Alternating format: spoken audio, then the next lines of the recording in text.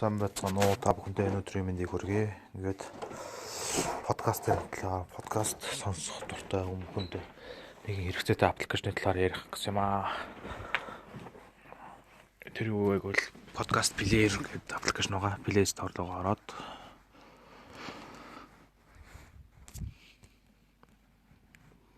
подкаст гэж хайчна. Подкаст плеер гэж байгаа. Ингээд би татсан байна.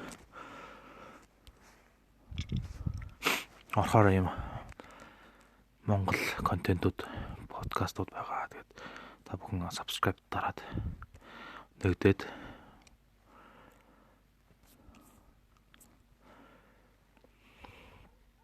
бичлэгүүдийг үзэж явах боломжтой болно.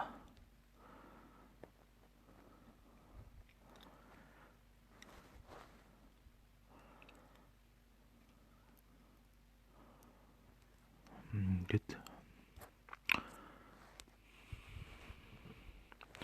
за ингээд подкаст сонсцгаая.